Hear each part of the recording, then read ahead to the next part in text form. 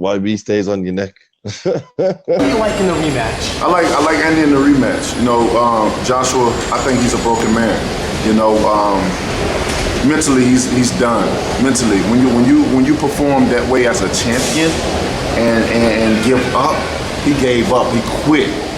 You know, usually you don't see a champion quitting to a challenger. You see most of the challenger quitting to a champion. But it was reversal. You know, and when you like that, it's over. This guy quit in the ring. And yo, my dons, make sure you hit that like button, comment, subscribe, and obviously hit the bell for notifications.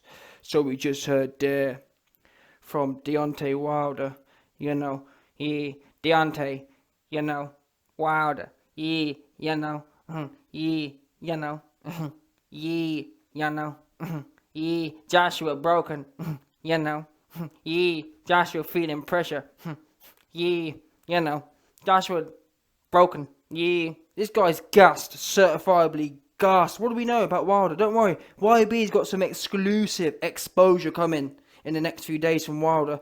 I want to cast your man's minds back to after the Fury fight, because what do we know about this goon?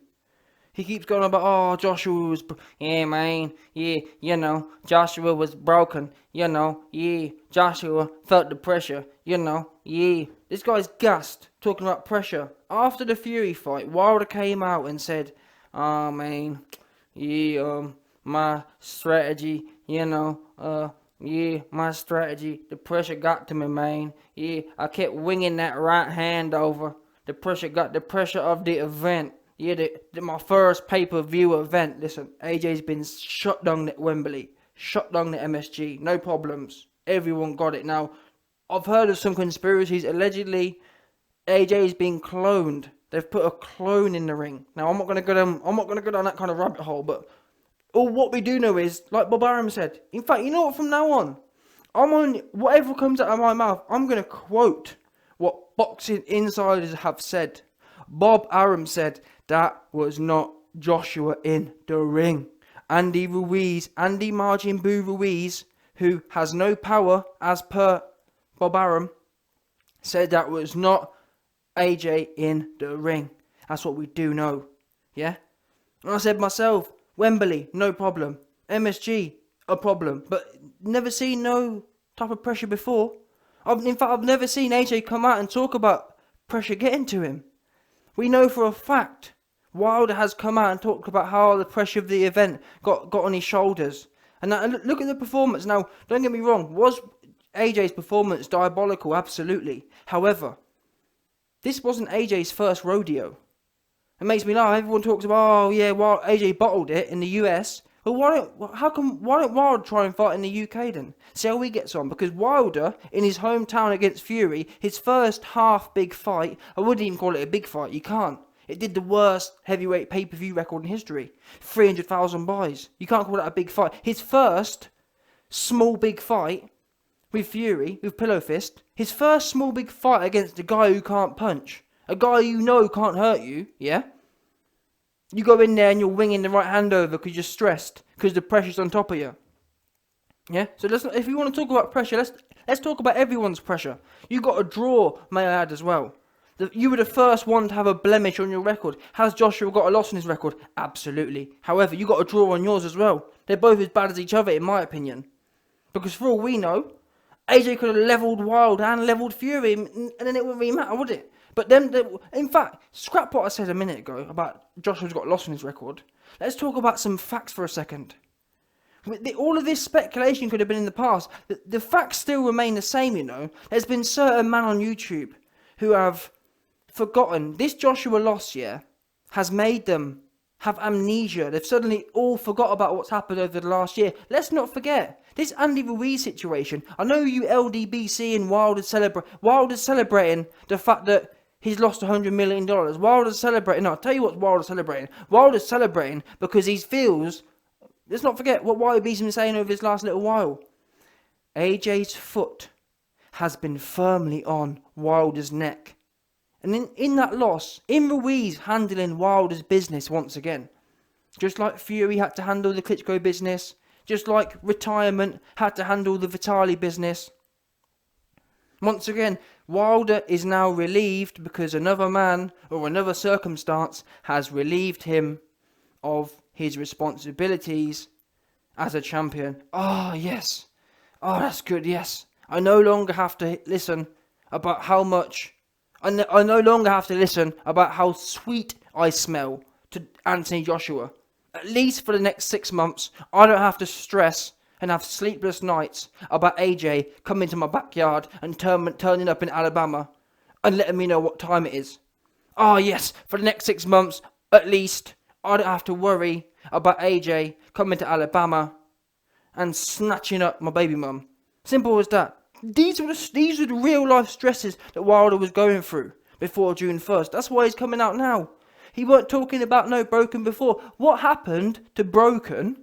What happened to pressure when it came to signing the $120 million DAZN offer? Can someone let me know what happened to that then? Because no one was talking about pressure or broken then. If Joshua was so broken and so pressure-filled, why didn't you sign the contract and do what Ruiz dared to do? And Fury, you're the same.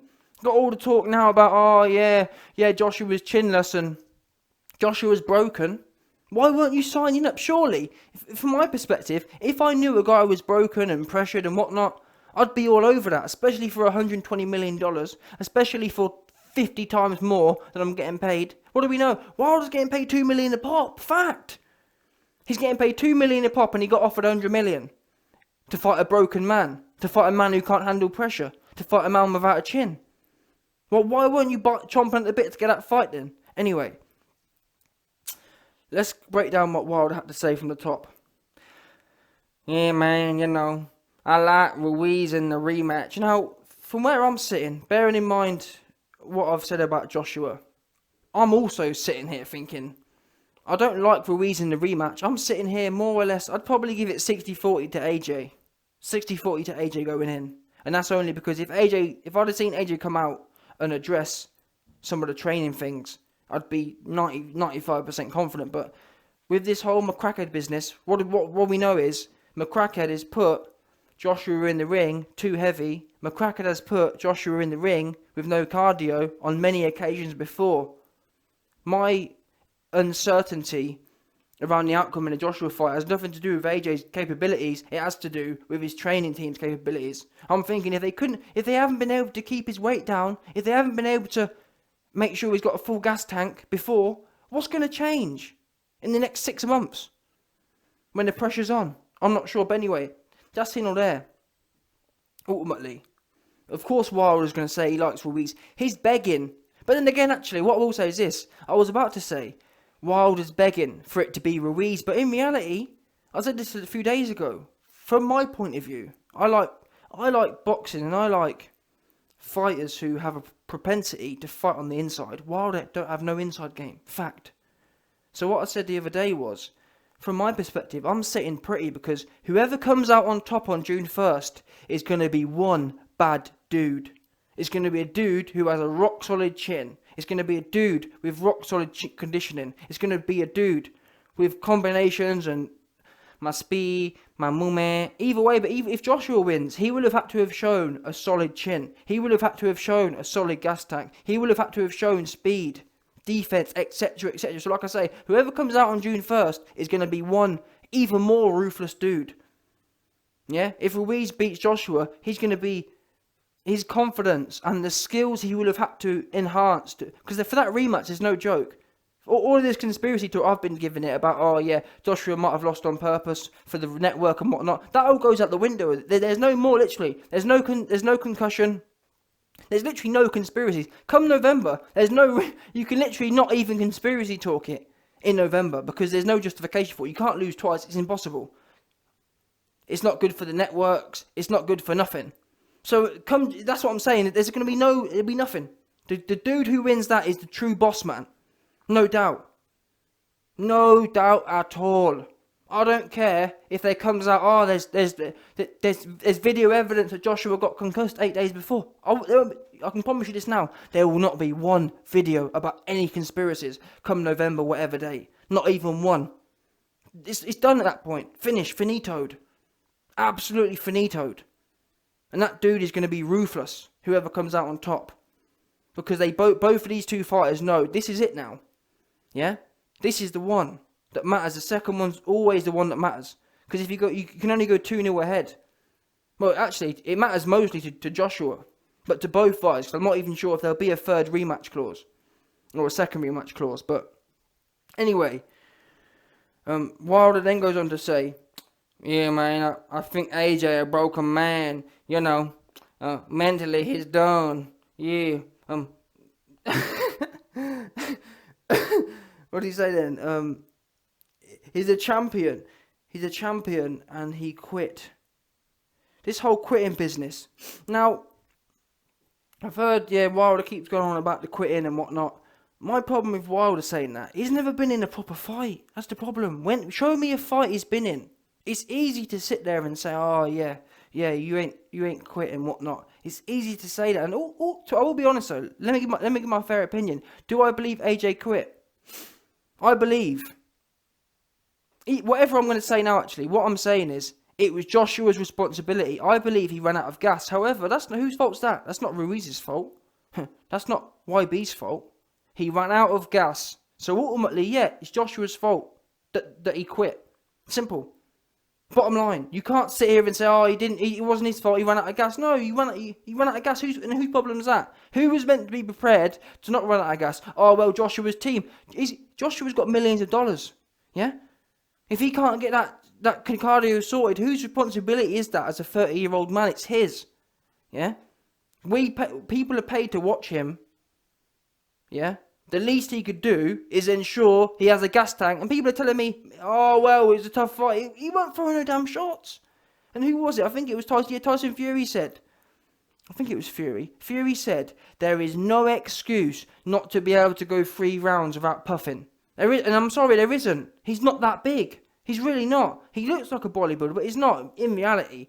Bodybuilders are much, much bigger. And he's meant to be training every day. It's completely mental, the gas tank business. So the quitting part of it, I don't believe it was when you run out of gas, as an example, if you were to do a marathon, or if you were to not train for a marathon, or let's say, put it this way, if you were to not train for a 100-mile run, you'd start running and you'd probably get, 20 miles down the road and you'd stop. Now, it wouldn't necessarily be because you quit, because physically speaking, you couldn't do any more. Does that make sense? And that's what I believe the Joshua situation was. It wasn't a chin situation. He was fully gassed. And we've seen many men also broken down by the gas tank. But it lies on their shoulders. It lies on his shoulders. It's not no one else's fault. So ultimately, he did. You quit in training. That's what it comes down to. You quit in training, because that's when it would have mattered. And you went that big. Your heart ain't that small to not be able to condition it. And if you've got problems with conditioning, you need to bring some specialists in. Actually, scrap that. They don't really know what they're doing either, if I'm honest with you. From what I've observed, the specialists are even worse. I don't know what you need to do, but you need to do something. Not good enough.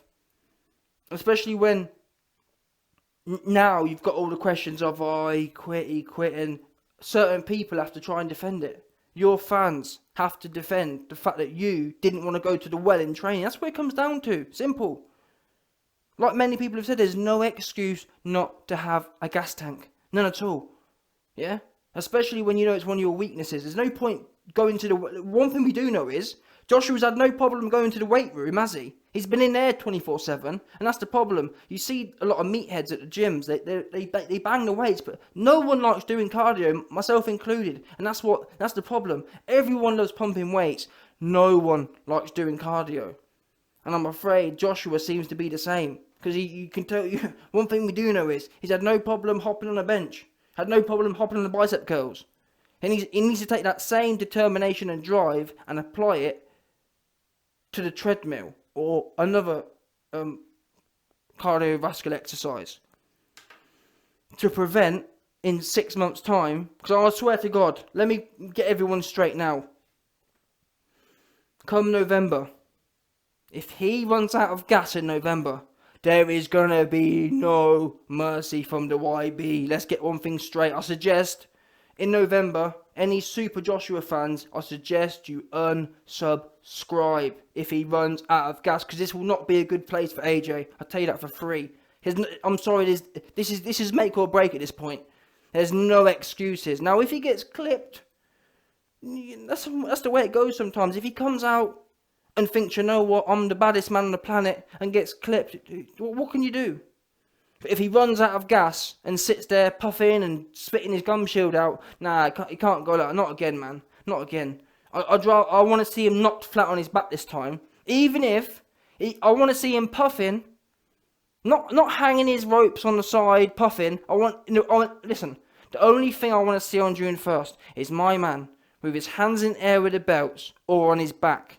Now, it's easy for me to say, but equally speaking, many other fighters have been able to do that. And let's not forget, he's getting paid $30 million for the pleasure of it. If someone said to me, YB, you're going to have to get knocked on your back for $30 million, sign me up. In fact, scrap the 30, give me one.